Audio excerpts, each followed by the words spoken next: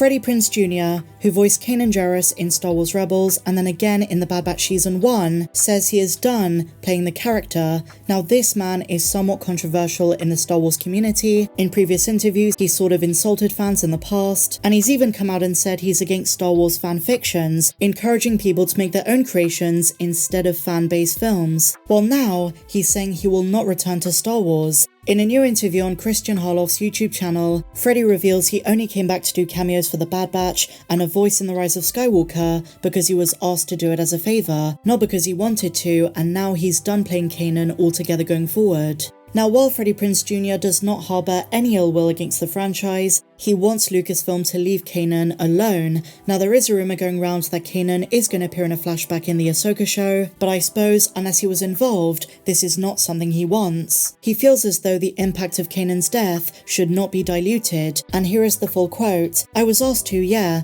I didn't necessarily want to. I feel like every time you hear Kanan's voice since Rebels ended, it kind of dilutes his impact, and speaking on the subject of the Ahsoka show, if he was involved, he firmly says no Ahsoka, I'm done with Kanan. I'm too old for that stuff." Now, as Star Wars Newsnet say, this is going to come as disappointing news for any Kanan fans, but you cannot deny it's a good thing he wants to protect the legacy of his character. Kanan is one of the best Jedi of the Disney Star Wars era, and it's a good thing they're not over-egging the pudding, and I don't think Dave Filoni wants to do that either.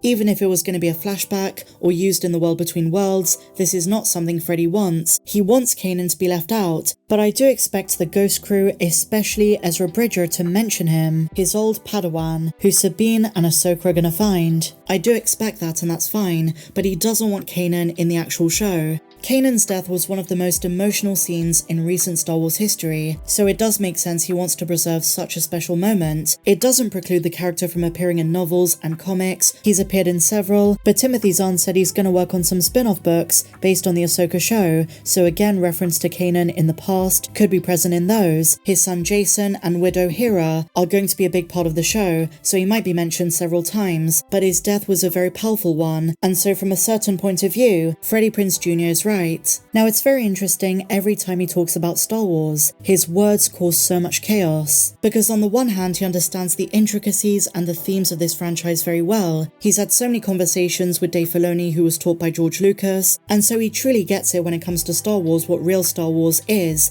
But on the other hand, it does come across as aggressive and patronizing, and that's not really what Star Wars fans want from someone like this, from someone with such a big legacy in the franchise. But in this context, I do agree with him. I think he's very right to say we don't need more Kanan. As much as he's a fantastic character, it would dilute the potency and emotional impact of his story, the journey he went through in Star Wars Rebels, the sacrifice, the philosophy which he passed on to Ezra. His story and animation is perfect, and it's going to be referenced, I'm sure, by Ezra and Hera, and he really lives on in their hearts. That should be enough. And so now, my dear friends, there's been something making the rounds on social media and I thought I would give my input. So basically, in the behind the scenes stuff for the Book of Boba Fett, the Disney gallery, there is one frame that a lot of fans overlooked. Now this doco's been out for a year, and it's only now that fans are noticing. There is a deleted scene with Luke Skywalker, the digital effects using Mark Hamill, Graham Hamilton and Max Lloyd-Jones, where they clearly had a scene intended for Luke Skywalker to be on Tatooine, more specifically,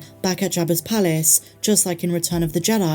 In this sequence, Luke would have been talking to Boba Fett and Fennec Shand. Just like in episode 6, he was standing over the Rancor cage. Now we don't know the context. Was this before Grogu returned? Did they originally intend for Luke to travel back with R2 instead of just R2, to give Grogu back to Din? Or as some rumours at the time said, was Luke going to help Boba with Cad Bane, the Pike Syndicate, and the Battle of Mos Espa? We'll never know. But I am very confused. I don't know how Luke and Boba's stories would have overlapped, because on Ossus he was building his Jedi Academy, he was dealing with Grogu before our little green friend made his decision, so it's not immediately obvious how Luke would have been involved on Tatooine. Alternatively, this was not a full scene, just a visual test. They do talk about this in the documentary, using various sceneries and backdrops, various lighting, so this could have just been one of them, but it does look to me as though they did have plans to have Luke Skywalker communicate with Boba and Fennec Shand at Jabba's palace, or I guess it's now called Boba's palace.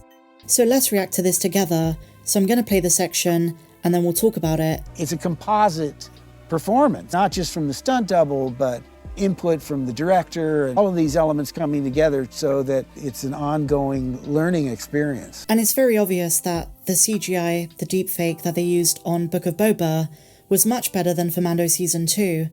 But I'm not too sure if they're going to use it again in the future. I know it was very expensive.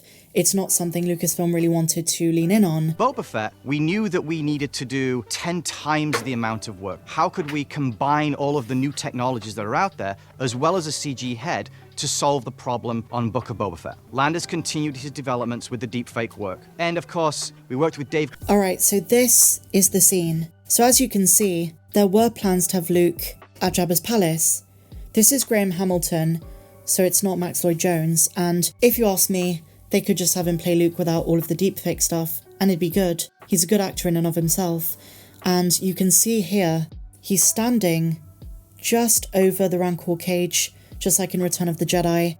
He's got the hair down, the outfit, and it seems as though when you're watching this, there was a scene being filmed. It doesn't look like some of the other visual tests. It looks like he's properly involved in a scene. I think he was saying a few things, mouthing a few lines, and so it seemed as though there was something written for this. Now, the Book of Boba Fett is a bit of a mystery to a lot of fans because there have been reports saying that things were cut from it, very similar to Mando Season 3. We don't know how much was cut. We don't know if there were alternate storylines that they were going to explore that were later cut out because it didn't fit with the rest of it. It seems logical to me that maybe Luke Skywalker brought Grogu back instead of just R2, which was a weird decision in and of itself. And in the process, maybe Luke volunteered to help out. Since Boba Fett was recruiting allies, just as Mando went to Cobb Vanth, maybe Mando asked Luke as well, in the alternate scenario where Luke returned to his homeworld to return Grogu. That's my theory, but it does look as though there was more to Luke's involvement in the Book of Boba. But as I say, it may have not flowed as much as they thought it would. And then of course there's the problem of budget.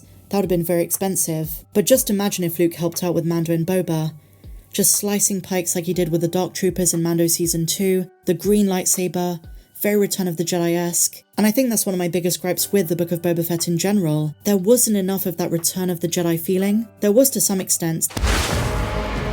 They brought in some Hutts, that was an awesome touch, the twins, and just some of the aesthetic choices. So this would have been awesome as well. This would have been a callback to episode 6. But what do you guys think? Let me know your thoughts in the comments down below. I'm telling you, we really do need a Book of Boba Season 2. There is so much potential there with other bounty hunters, with syndicates, and who knows, maybe if Luke and Boba talked, he would have mentioned the Han Solo incident at the Sarlacc pit. Would he have forgiveness, or would he still be mad? I think he'd forgive. But with that said guys, share your thoughts in the comments down below of everything we spoke about in today's video. If you enjoyed this one, please be sure to give me a big fat thumbs up, subscribe if you're new, and I'll see you in the next one. May the Force be with you always.